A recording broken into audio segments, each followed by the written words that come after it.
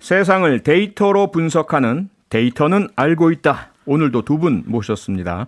여론조사 전문가 배종찬 인사이트 K 연구소장, 빅데이터 전문가 전민기 한국인사이트 연구소 팀장. 안녕하세요. 안녕하십니까. 네, 오늘은 두 분과 대선 후보 검증에 대해서 분석을 좀 해보려고 합니다. 먼저 역시 오늘도 청취자 여러분을 대상으로 간이 조사를 좀 해보겠습니다. 대선 후보와 가족에 대한 검증이 이루어지고 있는데요. 대선 후보 검증과 관련해서 여러분은 다음 중 어떻게 하는 것이 좋다고 생각하십니까? 1번, 후보자 본인만 검증하면 된다. 2번, 후보뿐 아니라 배우자나 주변 가족 모두 해야 한다. 3번, 잘 모르겠다. 보기 다시 한번 드릴게요. 1번, 후보자 본인만 검증하면 된다. 2번, 후보자뿐 아니라 배우자나 주변 가족 모두 해야 한다. 3번, 잘 모르겠다. 휴대폰 샵 8001번 아니면 스마트 라디오 미니로 보내주시면 저희가 집계를 해서 방송 끝날 때쯤 결과를 말씀드리겠습니다. 문자를 보내주시면요. 짧은 문자는 50원, 긴 문자는 100원이 들고요. 미니는 공짜인 것 참고하시기 바랍니다. 전민기 팀장님, 네. 대선 후보 검증을 키워드로 빅데이터 분석해 보셨죠? 네, 그 검증과 관련해서는 이제 하루에 한 4,000건씩 언급량이 꾸준히 지금 등장을 하고 있고요. 네. 일단은 7월 첫째 주에는 이 이재명 경기지사 관련한 네. 이제 검증이 가장 많았습니다. 이제 연관어 1위가 이재명 지사고 2위가 윤석열 전 총장인데 네. 그 언급량이 한 5,000건하고 1,900건이니까 한 3,000건 정도가 이재명 지사가 훨씬 많았는데 네. 이게 이제 7월 둘째 주, 셋째 주로 넘어오면서 이 윤석열 전 총장 쪽으로 이제 넘어가 버렸습니다. 이제 연관어 1위가 이렇게 됐고요. 예. 그 연관어, 감성어 같은 것들을 보면 이제 책임지다라는 단어가 가장 크거든요. 그러니까 책임지다. 뭐 가족이든 누구든 어쨌든 관련한 어떤 네.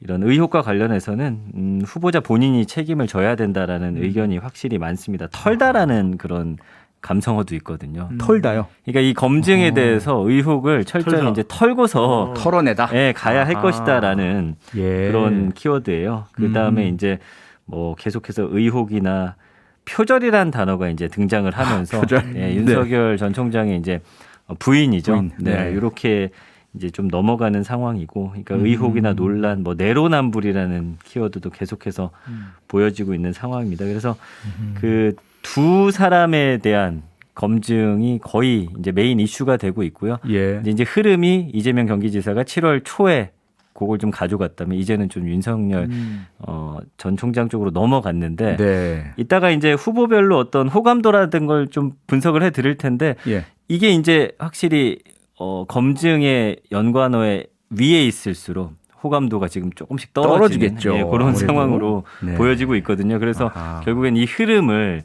누가 계속해서 가져가느냐 이게 굉장히 중요한 걸로 보입니다. 마치 폭탄 돌리기 같다는 느낌이 듭니다. 맞습니다. 정확한 그렇죠? 표현이세요. 예. 배 소장님 네. 이러한 분석 결과 어떻게 보세요? 아주 의미심장한 빅데이터의 내용인 거죠. 그러니까 결국 대선 후보는 모든 국민들이 관심을 모으고 또 집중을 하게 되는 그런 정치인입니다. 그렇죠. 그러니까 일반적인 우리 광역단체장이나 지방선거의 규모와는 차원이 다른 것이죠. 네. 그런 만큼 우리 애청자분들의 여론조사도 아마 후보 본인도 중요하지만 가족도 중요하다고 생각할 수밖에 없는 것이 그만큼 대통령이 가지고 있는 대한민국 사회에서의 국정 운영의 무게감 때문이거든요. 네. 그러니까 5년 단임제 대통령에 얼마나 또 권력이 집중돼 있습니까? 아하, 그렇기 그렇죠. 때문에 그런 우리의 통치 구조 속에서는 대통령과 가족을 또 후보자 신분임에도 불구하고 철저하게 검증될 수밖에 없는 것이거든요. 우리 네. 시간을 통해서 말씀드린 바가 있었죠. 윤석열 전 총장의 운명의 날이 지난 29일이었다. 그 이야기는 이제 대입혹을 떼야 된다. 그러니까 네. 관련된 의혹을 규명하는 건 뭐냐면 의혹 있기 때문에 대선 후보가 되어서는 안 된다. 대통령이 되어서는 안 된다가 아니라 의혹을 밝히고 난 이후에 유권자들이 재평가를 합니다. 아, 그렇죠. 이재명 후보도 마찬가지거든요. 왜 이재명 후보가 바지를 한번 더 내리라는 말씀입니까? 무슨 말씀이세요? 이렇게 이야기를 한 거는 예. 이제 국민들이 유권자들이 원하는 것은 아 그렇습니까? 어떤 일이든 저는 유권자를 위해서 최선을 다해서 세세하게 구체적으로 모든 것을 당당하게 검증하겠습니다. 사실 이 대답을 기다리고 있는 것이거든요. 밝힐 거 밝히고 사과할 건 사과하고 그럼요. 아닌 건 아니라고 하고. 그렇죠? 여기에서 네. 바지를 이야기하면서 우리의 기대와는 다른데 이렇게 되면은 네. 지지를 하려고 했던 중도 유보층에서도 그럼 난 곤란한데 이렇게 부정적으로 인식이 될 수가 있거든요. 네. 그만큼 의혹을 규명하는 것은 일단 솔직하게 아하. 매우 중요합니다. 매우 중요하다. 특히 대선 후보는 전 국민의 관심이다. 뭐 이런 말씀 주셨는데요. 그러면 그동안 대선 후보들 이 검증 과정에서 검증 때문에 중도에 그만뒀다라든지 아니면 네. 검증에도 불구하고 무척 힘들어했지만 당선됐다라든지 어떤 여러 가지 좀 사연들이 있죠. 그런 사연들이 많죠. 네. 대표적인 것은 본선에 3번이나 도전을 했던 한나라당의 이해창 후보. 예. 이해창 후보의 경우에도 물론 이건 이제 김대엽 엑스파일 이야기도 있긴 하지만 네. 좀 더 이런 의혹이 있을 때 적극적으로 규명하는 것이 더 나을 수 있는 것이거든요. 어떻게 대응하느냐. 1997년 대선부터 2002년 대선, 심지어는 2007년 대선까지 네. 아들 의혹이 결코 명쾌하게 해명되지 않았다는 겁니다. 그러니까 아하. 이해창 후보는 상당히 억울할 수밖에 없는 것이 네. 병역 면제를 받을 수밖에 없는 상황이었지만 그럼에도 불구하고 대중들은 왜 그렇지? 그러니까 지나치다 싶을 정도로 과할 정도로 해명을 해야 되는 거예요. 아하. 그러니까 미국의 빌 클린턴 대통령의 경우에는 우리가 잘 알고 있는 지퍼게이트, 네. 모니카 레윈스키 스캔들 잘 아실 겁니다. 예, 예. 근데 결과적으로는 스타 검사, 공화당이 임명한 스타 검사에 의해서 부적절한 관계였습니다. improper relation이었습니다. 이야기를 했지만 놀라운 게 뭔지 아십니까? 이렇게 본인이 솔직하게 자백을 하고 난 이후에 지지율이 더 올라가요. 민주당 지지층에서는 그래도 클린턴이 능력이 있어. 클린턴 대통령이 탄핵되면 안 돼. 그러다 보니까 상원에서 결과적으로는 탄핵을 시키지 못하거든요. 지난번 미국 대선을 보면 결국 2016년에 트럼프가 이길 수 있었던 이유는 힐러리 클린턴이 이 국무부 이메일을 개인적으로 사용했다. 예. 그러니까 우리가 역대 대통령 선거에서도 보면 2002년에 노무현 대통령이 또 색깔론에 시달렸습니다. 네. 바로 이제 장인어른과 관련된 부분이었죠. 그랬죠. 여기서 이제 순회 경선에서 그렇다면 아내를 버리란 말입니까? 이걸 외침으로써 네. 물론 두 가지로 우리는 해석을 할 수 있습니다. 그게 별 문제가 안 된다. 또 하지만 유권자들의 그것이 문제가 된다고 판단했다면 노무현 후보에게는 큰 타격이 됐을 수도 있거든요. 네, 그러니까 일단 네. 밝히고 난 다음에 솔직하게 밝혀라. 해명을 하고 난 네. 다음에 재평가를 받게 되는 거죠. 네, 그것이 가장 정답일 텐데요. 네. 전 팀장님, 네, 대선 레이스는 초반입니다. 그야말로 초반이죠. 아직까지는. 그렇습니다.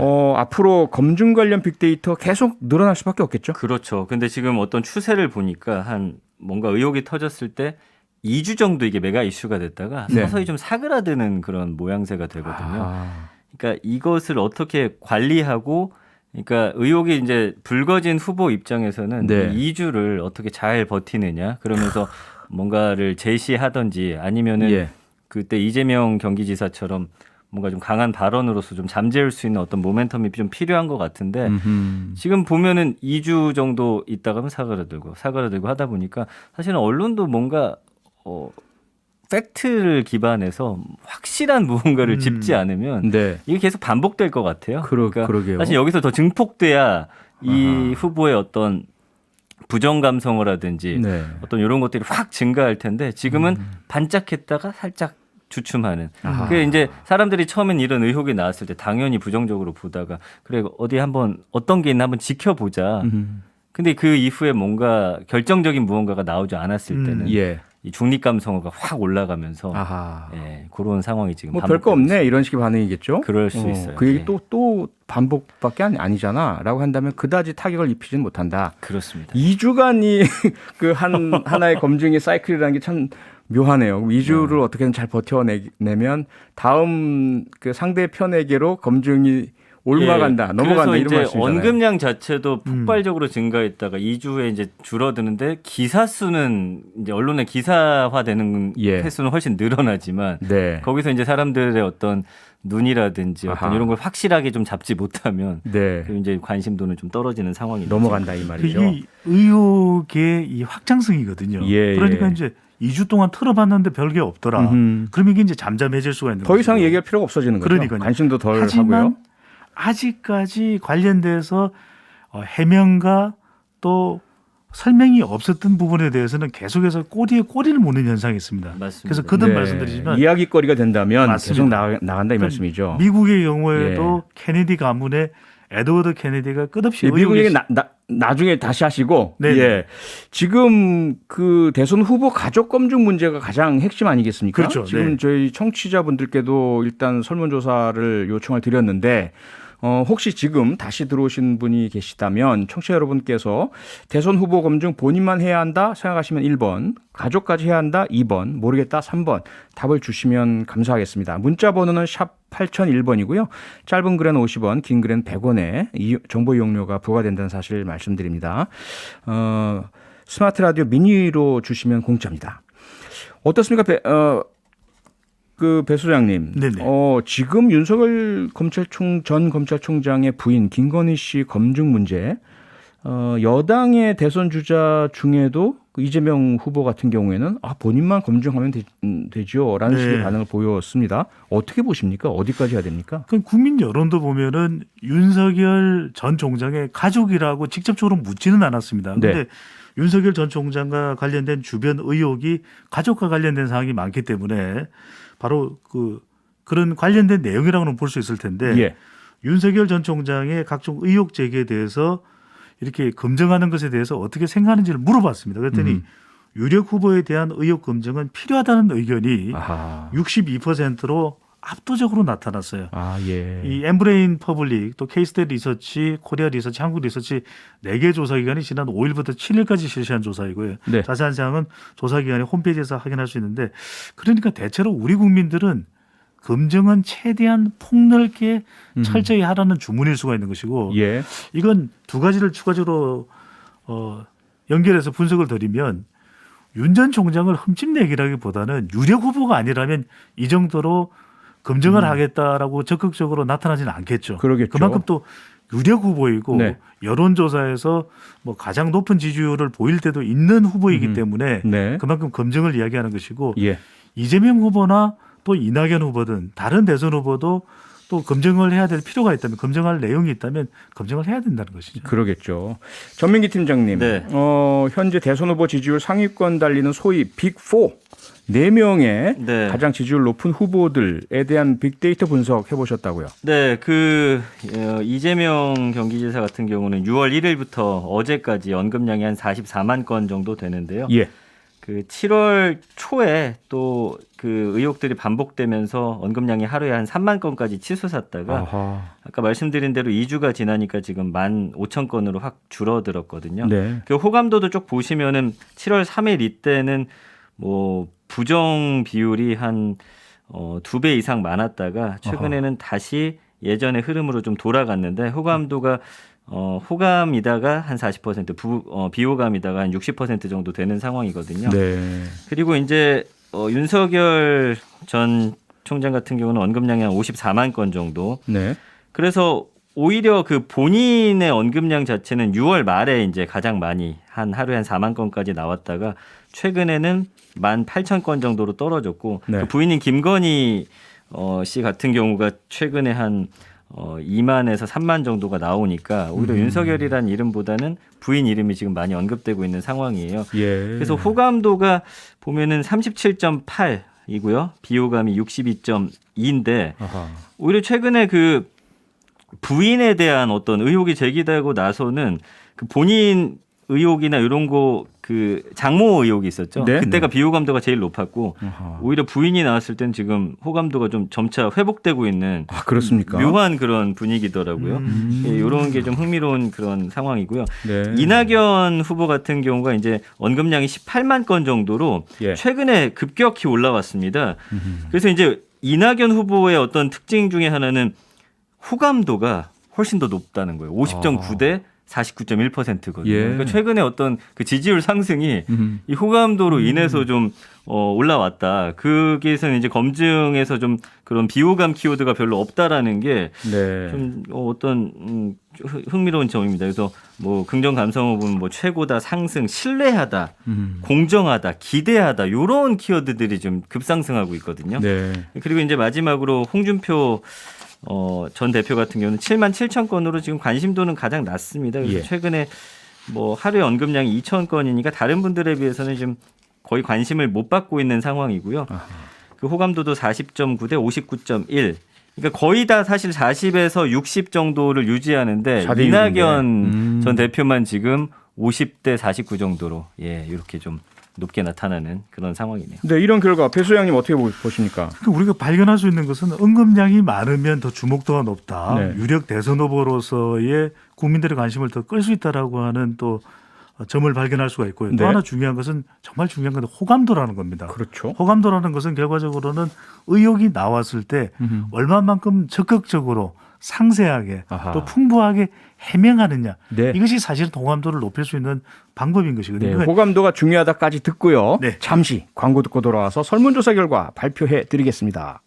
뉴스 하이킥 청취자 여론조사. 오늘의 주제는 대선 후보 검증, 후보자 본인과 가족 중 어디까지 해야 하나 였는데요.